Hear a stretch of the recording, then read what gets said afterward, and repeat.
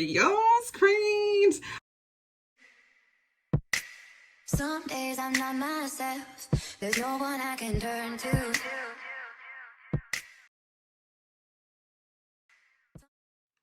Okay, so I'm back. It happens. Things don't always work out the way you want it to be. So now I'm back to square one. And because I'm back to square one, I'm going to change this whole shindig up, okay? What I'm going to do is just a regular base face, everyday beat up face, basically, I guess you want to call it. Just everyday go foundation and contour, or whatever, how you want to call it. Basically, that's what is going to happen because, yeah, I don't know what happened there. It went downhill quicker than maybe started. Jesus. Okay, we're gonna start this again. Francine was petrified and completely terrified of Mickey and doing anything to make him want to hit her. And poor sight, she just isolated herself from the world, just kept herself pretty much home and wherever Mickey went, and made sure it was just, when she left, Mickey was around. Now, this is just a little briefing of like how domestic violence or just any type of abuse starts when it comes to a relationship. In the beginning, they're very lovely. Like, that's the first step. Like, they're so loving. Like, you think, I'm the luckiest girl in the world because this man cares so much about me. And this is what it is. They're like, they pretty much bait you. They'll do anything for you.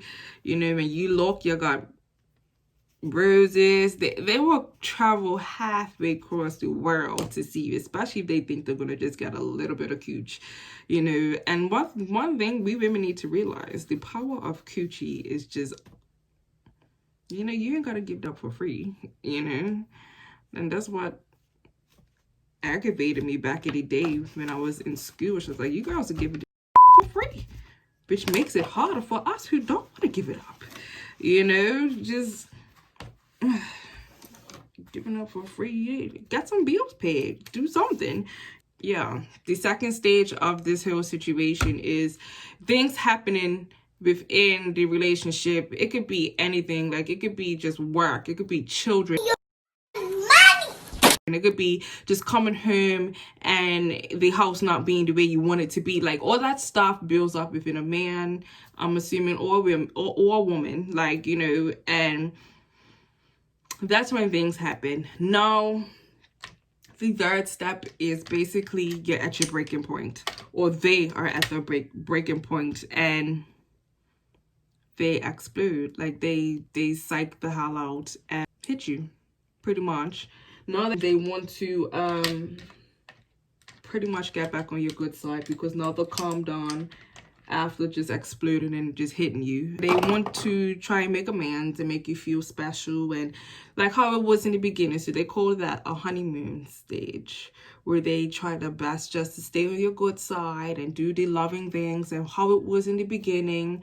And that doesn't last long. And the sad part about it is this becomes a cycle. It becomes a cycle of just, again, tension starts to build up again, and they get frustrated, kerfuffled, I would say kerfuffled, and they hit you. The thing about this is each cycle gets shorter when it comes to the honeymoon stage, and the abuse increases and gets worse. That's the sad part about each cycle. It just gets worse and worse and worse and worse. And then, you get to a point where it's just like, oh my goodness, I can't take this anymore. And sometimes it's a little too late when it comes to that point. It's always too late when it comes to that point. So as the time went on, Francine, she got a part-time job to help out around the house, financially, because I guess they was just starting to get into like a financial hole.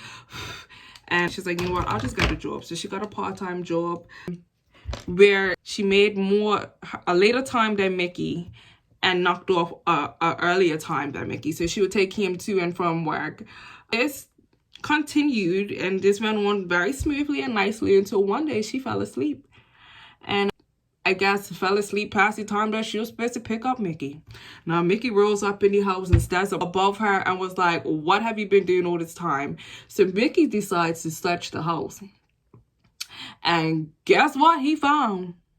Absolutely nothing. Now, Mickey feels like a real ass. And because he feels like an ass and because he was wrong, he said he was going to punish Francine by not letting her have the car anymore. So now that she don't have the car, she can't work. She has no time to go to and from work.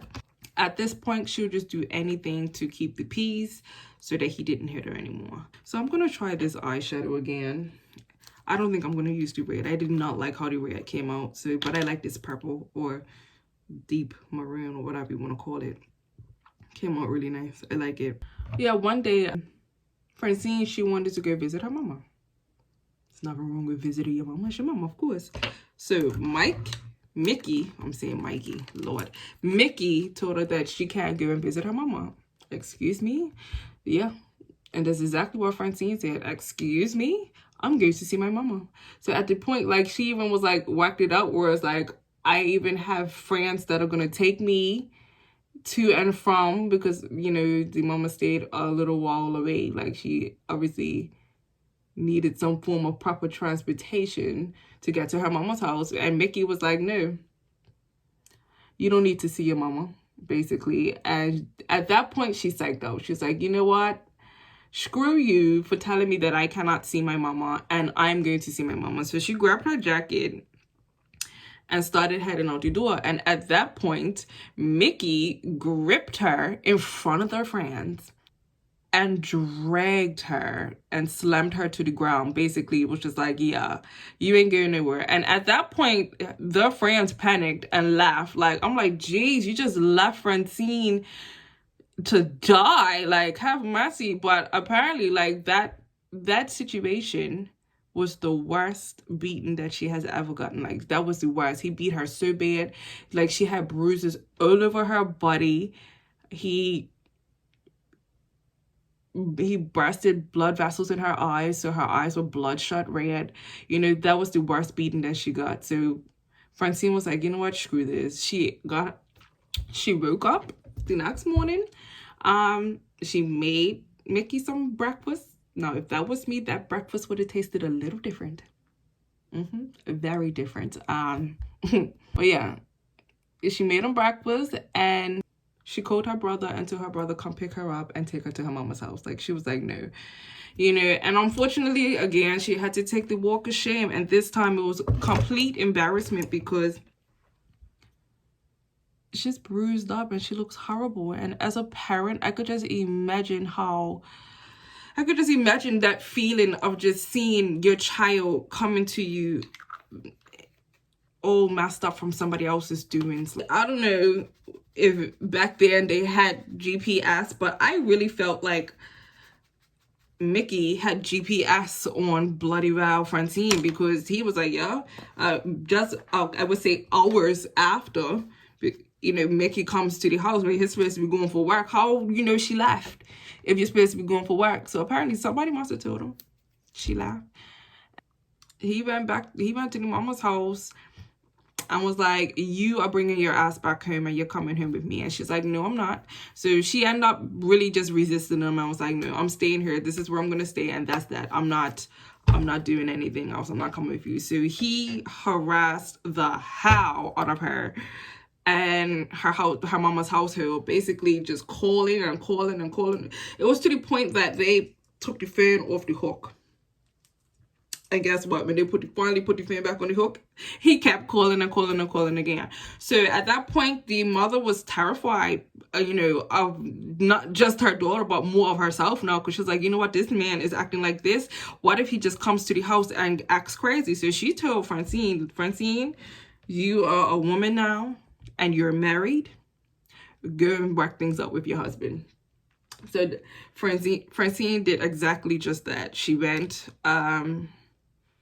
back and work things out with Mickey. Now, Mickey comes and picks up Francine. Now, on the way to where Francine thinks that she's going home, Mickey tells Francine, oh, by the way, I lost my job because I was too upset and I couldn't work and I got fired. And I lost the house. And we're going back to my parents' house. No, if I was Francine, I would have been mad as hell. Because I would have been like, that could have been the first thing that came out of your mouth. And then gave me the option. But no. You wait till I think I'm going home. And you want to tell me this. Anyway. Again, Francine's back at his parents' house. Basically, it's just the same. Him drinking, being with his friends. And unfortunately, you know, after a while, Francine finds out that she's pregnant. She's pregnant with Mickey's child. Poor Francine. Yeah, she's pregnant with Mickey's child. And then, you know, halfway through the pregnancy, Mickey comes in and is like, yeah, Francine, I gotta talk to you. I don't think I'm ready to be a father or a husband, so I want to do neither. And Francine was like, well, what do you expect for me to do? Oh, you could go back to your mama's house. Excuse the hell out of me. I just came from there. You didn't have to come and pick me up. I could have stayed there, boo. So, Francine was she was horrified. Like, you know, she had to go back to her mama's house. So she packed her stuff and went back to her mama's house. And then come to find out, you know, someone told her like, oh, he's sleeping around, basically. He's got a whole nother woman, like he's doing a pact on her. So Francine calls up Mickey and is like, listen, Mickey, I am having your baby. Okay, you are out there doing a pact. I'm having your baby and you need to figure out what you do with your life because bills are about to come. This baby is about to come and I'm not going to struggle, basically. And you're going to have to start giving me some money because I got to pay for these doctor's bills. Mickey was like, yeah, you can't make me do nothing. I'm enjoying my life, basically. And you figure this out. Now, Mickey's mama, bitch, I was like, yeah, you're a boss bitch for this. You know, she was actually, I was really impressed with her until this story went on. And I was like, you know what? I do not like Mickey's mommy at all. Anyway, so yeah, she called up Mickey. I was like, you have a responsibility, okay?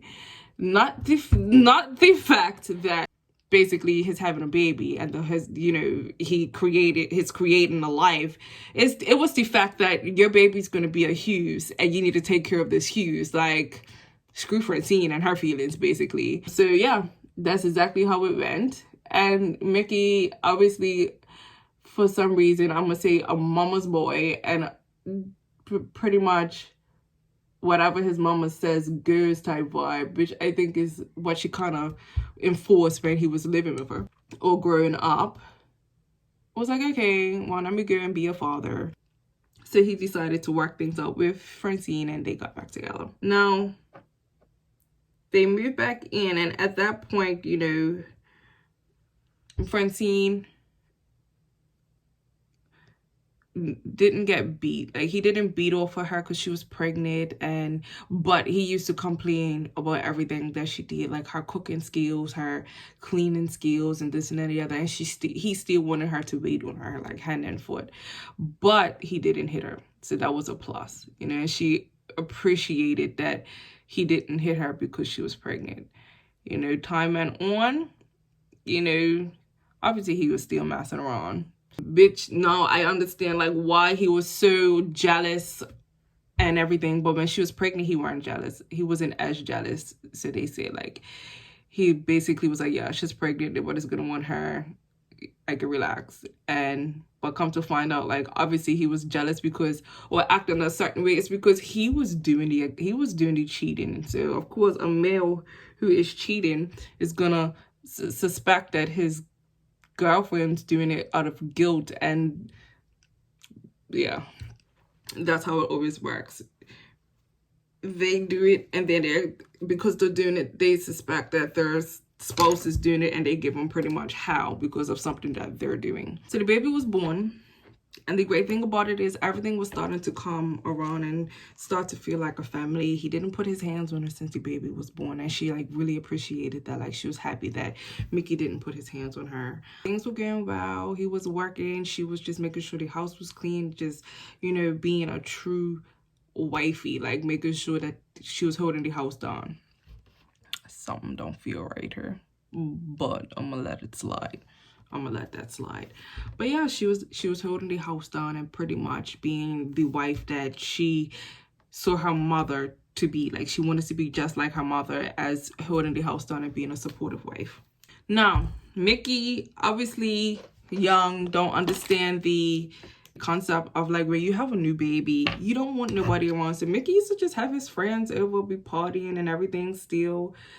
They just had a baby. Like, the last thing Francine wants to be doing right now is like waiting on Mickey's friends hand and foot while she's got a newborn, and they're making noise, waking up the newborn and everything like that. So she's like, she had enough. And all weekend you're doing is just picking up bottles and cigarette butts and all that crap after these grown ass men. And she psyched out. I probably would have psyched out too, and was like, you know what, screw this, I'm going to bed and you figure this out. So Mickey was obviously embarrassed because she just psyched out and was in front of his friends.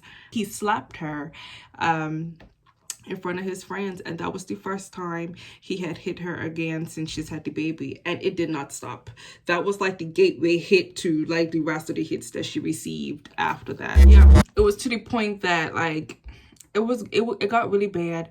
And back then, like, they didn't care. Like, people felt like it was your business. It was what was in your household was your business, and they didn't intervene. So even though they did see Maxine with bruises and her face looking like crap, they just act like they didn't see it and just moved on with life. Some days I'm not myself. There's no one I can turn to.